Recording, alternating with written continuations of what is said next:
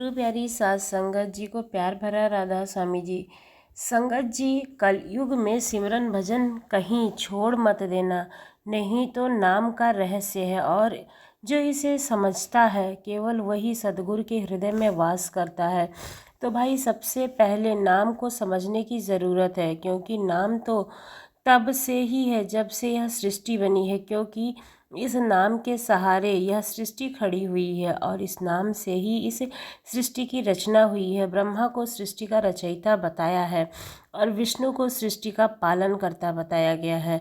वहीं शंकर भगवान को सृष्टि का संतुलन बनाए रखने वाला काम सौंपा गया है। इस तरह सृष्टि की रचना हुई है, लेकिन नाम तो पहले से ही था और इस नाम के रहस्य को हम लोग नहीं जानते हैं। लेकिन इस नाम के बारे में शास्त्रों में बहुत कुछ लिखा गया है।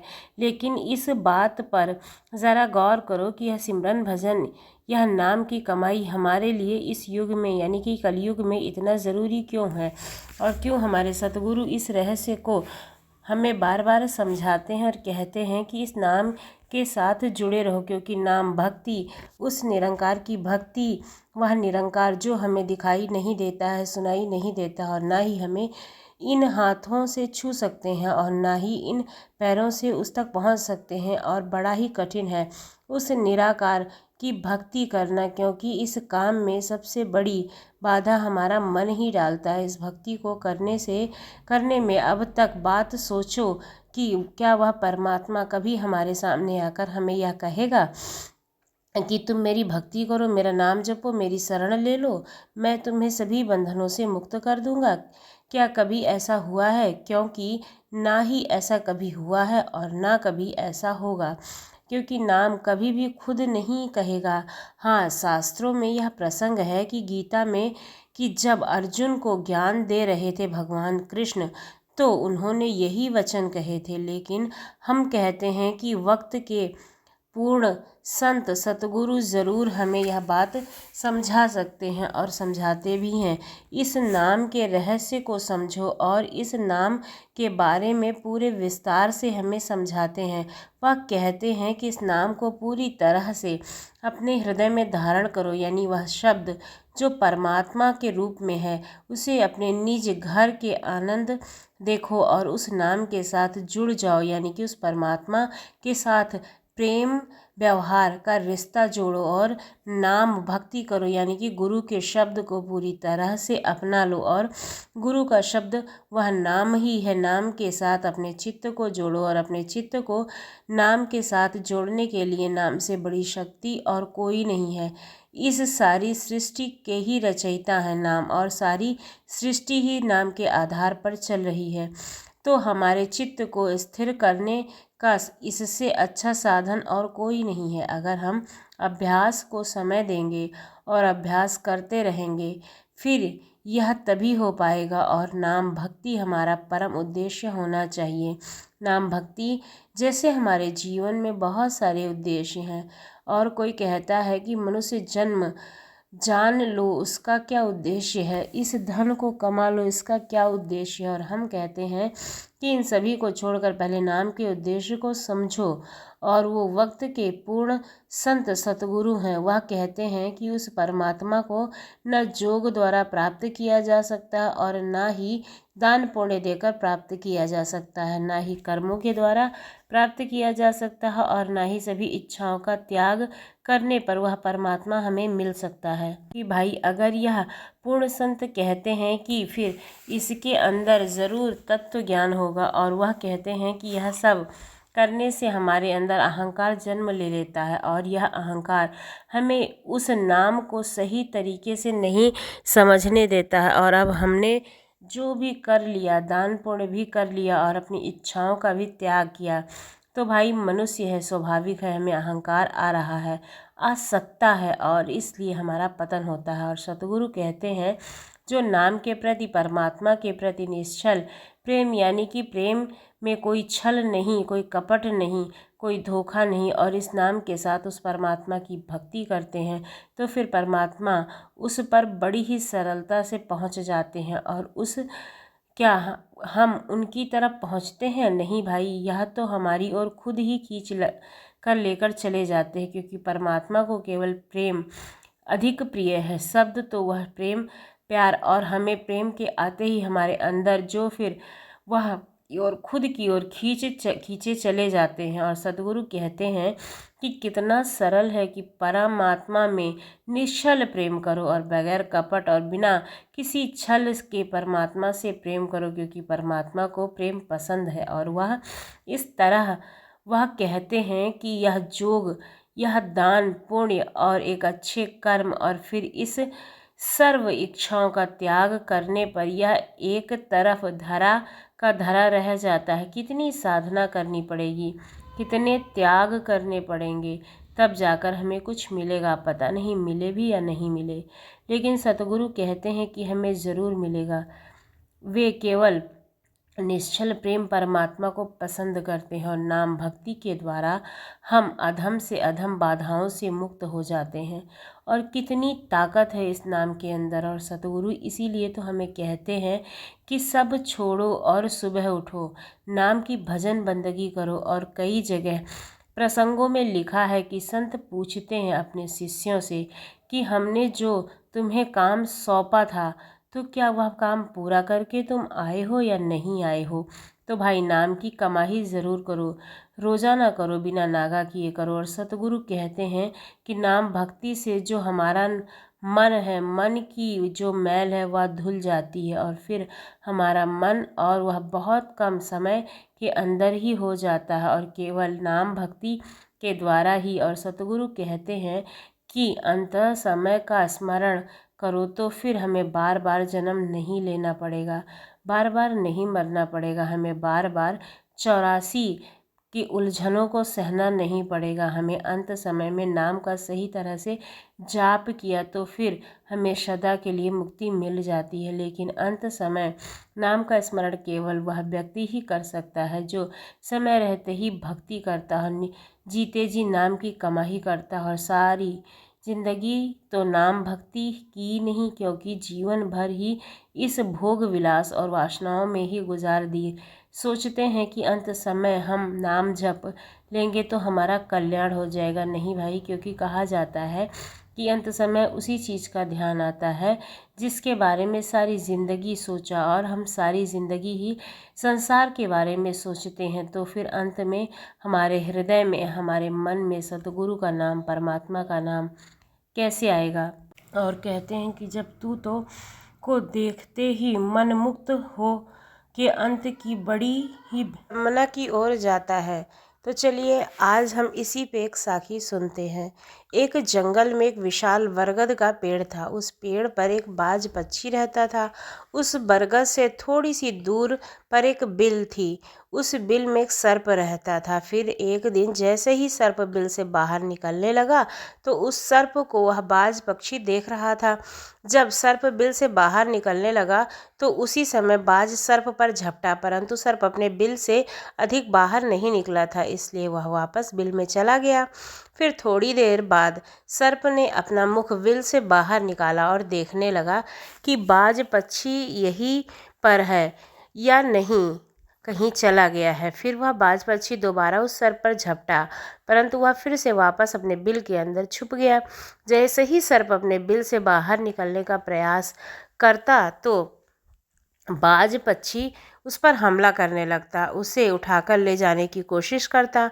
बाज मन में सोच रहा था कि जब भी तू बाहर निकलेगा तो मैं अपना भोजन तुझे ही बनाऊंगा। और सर्प उस बाज के डर से बिल में छुपा रहता था। जब सर्प को उस बिल में रहते हुए काफ़ी समय हो गया तो सर्प मन में विचार करने लगा कि यदि राजा विक्रम कहीं से आ जाएं तो वह दूसरों के कष्टों का हरण करते हैं, और राजा विक्रम ही ऐसे हैं जो मुझे इस बात में से बचा सकते हैं, यानी कि इस बात से बचा सकते हैं। राजा विक्रम को याद करता हुआ सर्प उस बिल में छुपा रहता है, और जो भी उस मार्ग से निकल कर जाता तो उससे सर्प कहता कि भाई कोई मेरी बात राजा विक्रम तक पहुंचा दो या मुझे राजा विक्रम से मिला दो, तो मैं उसका जीवन भर एहसानमंद रहूँगा। फिर एक दिन राजा विक्रम जो दूसरे के दुखों को दूर करते थे, वह जंगल से जा रहे थे और उसी मार्ग से निकल कर जा रहे थे। तभी सर्प को पता चला कि रास्ते से कोई जा रहा है, और वह सर्प बिल से बाहर आने लगा और उसने राजा विक्रम से मिल लिया तो मैं उसका जीवन भर एहसानमंद रहूँगा। ऐसा हुआ कहने लगा कि मतलब जो भी मुझे मिला देगा राजा विक्रम से उससे उसका मैं एहसानमंद रहूँगा। यह बात जब राजा विक्रम ने सुनी तो राजा विक्रम कहने लगे, क्यों भाई, आपको राजा विक्रम से क्या काम है? तब सर्प कहने लगा, देखो भाई राजा विक्रम, दूसरों के दुखों का हरण करते हैं और मैं बहुत दिनों से इसी बिल में पड़ा हुआ हूँ। मैं दुखी हूँ। जब मैं इस बिल से बाहर निकलता हूँ तो इस वृक्ष पर एक बाज पक्षी निवास करता है। वह मुझ पर झपट्टा मारता है, हमला कर देता है। इसलिए मैं इस बिल से बाहर नहीं निकलता हूँ और ना ही मुझे कुछ खाने को मिलता है। मैं ऐसे ही इस बिल में पड़ा हुआ हूँ, ऐसे ही अपना जीवन व्यतीत कर रहा हूँ। राजा विक्रम कहने लगे कि हे सर्पराज, मैं ही राजा विक्रम हूँ, बताओ तुम्हारे कष्ट का निवारण मैं कैसे कर सकता हूँ। सर्प कहने लगा कि महाराज, जैसा आपको उचित लगे वैसा कीजिए, लेकिन मेरा इस बात से पीछा छुड़वा दीजिए, नहीं तो यह एक दिन मुझे मार डालेगा। तब राजा विक्रम कहने लगे कि सर्पराज, तुम कहो तो मैं तुम्हें इस वन से कहीं दूर छोड़ दूं। सर्प कहने लगा, महाराज आप मुझे जहाँ भी दूर छोड़ जाओगे वहाँ पर ही ये बाज हमें देख लेगा और वहीं से हमें उठा ले आएगा और मौका मिलते ही ये मुझे मार डालेगा। राजन, आप मुझे कुछ समय के लिए आपके अंदर में बिठा लीजिए, आप अपने पेट में बैठने के लिए मुझे स्थान दे दीजिए। तब बाज को पता नहीं चलेगा कि सर्प कहाँ गया और तब मैं आपके साथ इस वन में बहुत दूर चला जाऊंगा और आगे जाने के बाद मैं आपके पेट से बाहर आ जाऊंगा। तब राजा विक्रम कहने लगे कि ठीक है सर्पराज, आज आप मेरे पेट में प्रवेश कर जाइए। राजा विक्रम अपना मुंह खोल देते हैं और वह सर्प राजा विक्रम के पेट में प्रवेश कर जाता है और राजा विक्रम के पेट में जाकर के बैठ जाता है। तब राजा विक्रम वन में आगे गए और आगे काफ़ी दूर पहुंचने के बाद उस सर्प से कहने लगे कि हे नागराज, अब आप मेरे पेट से बाहर आ जाइए। अब यह सुनसान वन है, इसमें कोई बाज आपको परेशान नहीं करेगा। यह बात सुनकर नागराज कहने लगा कि नहीं महाराज, अब मैं आपके पेट से बाहर निकलने वाला नहीं हूँ। राजा विक्रम ने कहा, क्यों भाई, आपने तो मुझसे वादा किया था कि आप मुझे आगे सुनसान वन में छोड़ देना, मैं आपके पेट से बाहर निकल जाऊँगा। अब क्या हुआ? सुनसान वन आ गया है, अब आप बाहर निकलिए। सांप कहने लगा कि देखो महाराज, जैसा रहने का आनंद आपके पेट में है वैसा उस बिल में नहीं मिलता। अब मैं आपके पेट में कभी बाहर नहीं निकलूंगा। राजा विक्रम मन में सोचने लगे कि यह तो बड़ा ही दुष्ट सर्प है, अब मैं क्या करूं। और अब इसके जहर के प्रभाव से राजा विक्रम के पूरे शरीर में कोढ़ फूटने लगा और महाराज विक्रम के शरीर में कोढ़ निकल आया। महाराज विक्रम मन में सोचने लगे कि अब मैं यदि राजधानी को वापस जाऊंगा तो यह संभव नहीं है, क्योंकि मैं इस वक्त कोढ़ी हो गया हूँ और मुझे इसी वन में रहकर इस नागराज से छुटकारा पाना होगा। यह सोचकर राजा विक्रम एक पेड़ के नीचे झोपड़ी बनाकर सो जाते हैं और उसके शरीर से कोप टपकने लगा और बदबू आने लगी, जो कि सर्प का जहर था। सर्प कुंडली मारकर राजा विक्रम के पेट में बैठा हुआ था। राजा विक्रम उस वन में कोढ़ी की हालत में पड़े हुए थे। अब इधर उन्हीं के में एक प्रसिद्ध जनपद था श्रावस्ती। श्रावस्ती नगरी के महाराज थे ताम्रध्वज। महाराज ताम्रध्वज की 3 पुत्रियां थीं और राजा ताम्रध्वज बड़ा ही अहंकारी, बड़ा ही अभिमानी राजा था। फिर एक दिन उसने अपने 3 बेटियों से पूछा कि बताओ बेटियों, तुम अपने भाग्य का खाती हो? फिर उनमें से 2 बेटियां तो राजा के डर से कहती हैं कि हाँ पिताजी, मैं अपने भाग्य का खाती हूँ। परंतु उनमें से राजा की एक चित्ररेखा नाम की बेटी थी। वह चित्ररेखा अपने पिता ताम्रध्वज से कहती है कि नहीं पिताजी, मैं किसी के भाग्य का नहीं खाती हूँ, मैं तो केवल अपने ही भाग्य का खाती हूँ। उस बेटी की बात को सुन करके राजा को बहुत क्रोध आया।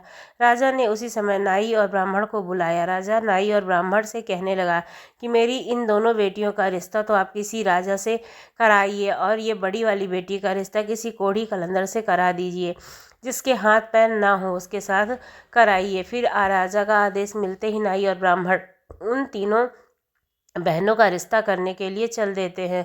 उन्होंने राजा की छोटी बेटी का रिश्ता तो राजवंश में कर दिया, परंतु तीसरी बड़ी बेटी के लिए वह ढूंढते हुए उस वन में निकल कर जा रहे थे जिस वन में राजा विक्रम अपनी झोपड़ी में कोढ़ी के रूप में पड़े हुए थे। उनके शरीर में कोढ़ बह रहा था तो राजा विक्रम को देखकर नाई और ब्राह्मण आपस में कहने लगे कि इससे अच्छा तो कोई व्यक्ति नहीं मिलेगा, इसलिए इसके साथ ही राजा की लड़की का संबंध करते चलते हैं। फिर राजा विक्रम के साथ नाई और ब्राह्मण ने राजा ताम्रध्वज की लड़की चित्ररेखा का विवाह तय कर दिया और राजा ने भी बहुत जल्दी ही चित्ररेखा को उस वन में ले जा करके वहीं उस कोढ़ी राजा विक्रम के साथ उसका विवाह संपन्न कराते हैं। राजा विक्रम जैसे ही महापराक्रमी राजा समय की चपेट में आ गए थे और एक कोढ़ी का जीवन गुजार रहे थे। वह लड़की बड़ी ही पतिव्रता थी। वह अपने पति राजा विक्रम की सेवा करती थी और वह दोनों छोटी बहनों कि जो वह बड़े बड़े राजाओं के घर गई थी, वह तो आराम से ज़िंदगी जी रही थी, लेकिन चित्ररेखा राजा विक्रम के साथ दुखी जीवन काट रही थी। कहते हैं कि जो अपने नियम और सिद्धांतों पर रहता है और जो धर्म का पालन करता है, ईश्वर हमेशा उसे खुशी रखना चाहते हैं, भगवान उसे हमेशा आनंद प्रदान करते हैं। इसलिए उस झोपड़ी में रहते रहते चित्ररेखा को राजा विक्रम के साथ बहुत दिन बीत जाते हैं और उस झोपड़ी के पास एक पीपल का वृक्ष था। उस वृक्ष के नीचे एक दूसरे सर्प का बिल था। एक रात राजा विक्रम सो रहे थे और रात्रि का समय था तो चित्ररेखा महाराज विक्रम की सेवा कर रही थी।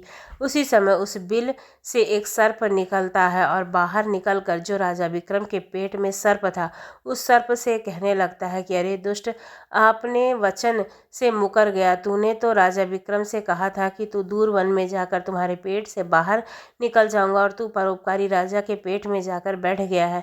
तुम्हारे जहर के कारण राजा के पूरे शरीर में कोढ़ निकल आया है। अरे तुझे शर्म नहीं आई कि तूने कितना गलत काम किया है। इसे इतने समय में राजा विक्रम न जाने कितने ही जीवों का दुख दूर करके आते। यह सर्प आगे कहता है, यदि कोई सुन रहा हो तो मेरे मरने का उपाय बताता हूँ। यदि कोई गंगा जल ला करके इस राजा को पिला दे तो तेरे उसी समय 100 टुकड़े हो जाएंगे और मल के रास्ते से बाहर निकल जाएगा। अब राजा के पेट के अंदर बैठा हुआ सर्प था, वह दूसरे सर्प से कहने लगा कि तेरे जैसा भी मैं कभी नहीं देखा। धन के खजाने पर कुंडली मार कर बैठा है। यदि यह धन मानव समुदाय के कल्याण के लिए लगाया जाता तो इससे न जाने कितने मानवों का भला होता। मैं भी तेरे मरने का उपाय बताता हूँ। यदि कोई सुन रहा हो तो कोई भी एक पीपा तेल गरम करके मेरे बिल में डाल दे तो मैं उसी समय नष्ट हो जाऊंगा, और इस बिल वाले स्थान की खुदाई करे तो वहाँ पर अपार धन संपत्ति निकलेगी। इस बात को चित्ररेखा बड़े ही ध्यान से सुन रही थी। चित्ररेखा के मन में विचार आया कि क्यों ना जब विक्रम है इसके पेट में जो सर्प बैठा हुआ है, इस कारण महाराज के शरीर में कोढ़ निकल आया है। तो वह बेचारी चित्ररेखा एक ऋषि के आश्रम में पहुंची और उन ऋषि से अनुरोध किया कि महात्मन, मुझे एक गिलास गंगा जल की आवश्यकता है। ऋषि ने कहा, बेटी तुम कौन हो और गंगा जल का क्या करोगी? तो वह चित्ररेखा कहने लगी कि हे मुनिवर, मैं राजा ताम्रध्वज की बेटी चित्ररेखा हूँ और मेरे पति के लिए मुझे दावा के रूप में गंगा जल चाहिए। उस ऋषि ने उसे एक गिलास गंगा जल दे दिया। अब चित्ररेखा गंगा जल लेकर जल्द ही महाराज विक्रम के पास पहुंच गई। पहुंचकर महाराज विक्रम से कहने लगी कि महाराज, यह दवाई है आपके कोढ़ को सही करने के लिए, आप इसे ग्रहण कीजिए। राजा विक्रम उस गंगा जल को पी गए और जैसे ही राजा विक्रम ने उस गंगा जल का पान किया तो उस सर्प के उसी समय 100 टुकड़े हो गए। जो सर्प पेट में था वह सर्प नष्ट हो गया। अब वह धीरे धीरे राजा के शरीर से मल के रास्ते से बाहर निकल आया। अब तो राजा का कोढ़ भी धीरे धीरे सही होने लगा और कुछ ही दिनों में राजा का कोढ़ बिल्कुल ठीक हो गया। राजा का पूरा उपचार हो गया। राजा पहले की तरह स्वस्थ हो गए। फिर एक दिन राजा विक्रम ने चित्ररेखा कहने लगी कि महाराज, मैं एक स्त्री हूँ, इसलिए शहर में नहीं जा सकती हूँ। आप शहर जाइए और एक तेल का पीपा लेकर आ जाइए। राजा विक्रम कहने लगे कि चित्ररेखा, उस तेल का तुम क्या करोगी? चित्ररेखा ने कहा, महाराज आप पहले तेल का पीपा तो ले आइए, फिर मैं आपको बताती हूँ। चित्ररेखा की बात सुनकर राजा विक्रम बाजार में जाते हैं और वहाँ पर से तेल का पीपा लेकर आते हैं। फिर चित्ररेखा वहाँ आग जलाती है और उस आग पर उस तेल को गर्म करती है। गर्म करके उस सर्प के बिल में खाली कर देती है। जैसे ही उस बिल में वह गर्म तेल डाला जाता है तो सिर्फ सर्प की मृत्यु हो गई। तब राजा विक्रम ने चित्ररेखा कहने लगी कि महाराज अब इस स्थान को खोद दीजिए। तब फिर राजा विक्रम ने उस स्थान की खुदाई कराई और वहाँ से अपार धन संपत्ति निकली। चित्ररेखा कहने लगी महाराज मैं जानती हूँ कि आप जय नरेश राजा विक्रम है, परंतु मेरे पिता ने मेरा अपमान किया है और मुझे एक कोढ़ी के साथ मेरा विवाह कराया है। मेरे भाग्य को मैं खाती हूँ, मैंने यही उनसे कहा था, सो पिताजी ने मुझे राजमहल से निकाल दिया। इसलिए इस स्थान पर मेरे पिता का जो महल है उससे भी अच्छा महल बनवाइए। राजा विक्रम कहने लगे कि चित्ररेखा तुम कैसी बातें कर रही हो, हम नरेश हैं, भला यहाँ पर महल क्यों बनाएंगे, आप उज्जैनी नगरी को चलिए। परंतु राजा विक्रम के कहने पर भी चित्ररेखा नहीं मानी। राजा विक्रम ने उस वन में एक शानदार महल का निर्माण करवाया। इस संसार में सबसे बलवान समय होता है और बलवान नहीं होता है जिसका समय अच्छा होता है, वह आगे बढ़ता है, और जिसका समय खराब होता है उसका समय विपरीत होता है, वह पतन की ओर अग्रसर हो जाता है। और फिर राजा ताम्रध्वज पर एक दूसरा राजा आक्रमण कर देता है और उस आक्रमण के इसमें ताम्रध्वज पराजित हो जाता है और राजा ताम्रध्वज अपने परिवार सहित प्राण बचाने के लिए उसी वन में पहुंच जाता है। तब वन में राजा भूखा प्यासा भटक रहा था, फटे हुए वस्त्र और भूख से पीड़ित और प्यास से राजा का गला सूख रहा था। तो राजा घूमते घूमते उस चित्ररेखा और राजा विक्रम के महल के नज़दीक से गुजरता है। चित्ररेखा अपने पिता को पहचान लेती है। चित्ररेखा अपने एक सेवक को भेजा और सेवक भेजकर महाराज ताम्रध्वज को, जो एक फटी हुई हाल में थे, उनके पास वस्त्र नहीं थे, उन्हें बुलवाया। ताम्रध्वज ने सोचा कि यह न जाने कौन है और हमें क्यों बुला रही है। तब राजा ताम्रध्वज उस लड़की के पास पहुंचे तो लड़की को जान लिया। चित्ररेखा ताम्रध्वज से कहने लगी कि पिताजी मैं वही चित्ररेखा हूँ और मैं आपसे यह कहती थी ना कि मैं अपने भाग्य का खाती हूँ। देखिए मैं मेरे ही भाग्य का मैं खाती हूँ, अपने भाग्य आपके भाग्य का नहीं खाती हूँ। आपने मुझे कोढ़ी से ब्याह दिया परंतु भाग्य में तो वह सम्राट निकला। देखिए पिताजी मैं उज्जैन नरेश राजा विक्रम की पत्नी हूँ। राजा ताम्रध्वज मन में विचार करता है और अपनी उस लड़की से अपने अपराध के लिए क्षमा मांगता है। इस संसार में सबसे बड़ा समय बलवान होता है और हर किसी व्यक्ति को किसी के भाग्य का नहीं मिलता है, सिर्फ अपने ही भाग्य का मिलता है। हर कोई यह सोचता है कि यह भाग्य का खा रहा है, लेकिन नहीं, कोई किसी के भाग का नहीं खाता है। जो उसके भाग्य में होता है वही वो खाता है। कहते हैं ना कि दाने दाने पर लिखा है खाने वाले का नाम। आप यह सोचें कि हम किसी को खिला रहे हैं, आप किसी को खिलाने वाले कौन होते हैं? संसार को खिलाने वाला तो एक ही है, परमात्मा, परमेश्वर, पारब्रह्म परमेश्वर। वह अंत नहीं है जो राजा विक्रम के पेट में बैठे हुए सर्प का हुआ। अंततः वह विनाश को प्राप्त होता है। हमेशा सत्य की जीत होती है और अधर्मी अत्याचारी पापियों का अंत होता है। इस तरीके से राजा विक्रम और उसकी पत्नी चित्ररेखा ने ताम्रध्वज का बड़ा ही स्वागत किया। वह राजा विक्रम राज ताम्रध्वज को अपने साथ उज्जैन ले गए और बाद में राजा विक्रम ने अपनी सेना के साथ ताम्रध्वज के साथ भेजी, जिसकी वजह से ताम्रध्वज ने दूसरे राजा को पराजित किया और उसका शासक बना फिर से। जिसके कर्म अच्छे होते हैं ईश्वर कहीं ना कहीं उसका साथ जरूर देता है। हम और तुम तो अपने परिवार का पालन करने में भी हिचक जाते हैं, लेकिन इस संसार का पालन करता तो कोई और ही है। पूरे संसार पर हर जीव जंतु का ध्यान रखता है वो।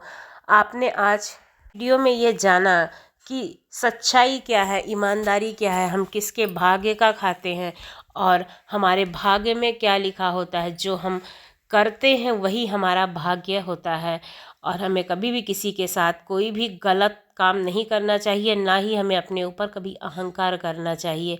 सिर्फ ईश्वर पर भरोसा रखना चाहिए और आपके जीवन में जो भी कार्य है, यानी कि जो आपका कर्म है, उसे हमेशा करते रहना चाहिए। विजय आपकी ही सुनिश्चित है। आज की साखी यहीं पर समाप्त करती हूँ। मिलते हैं अगली वीडियो में, तब तक के लिए धन्यवाद।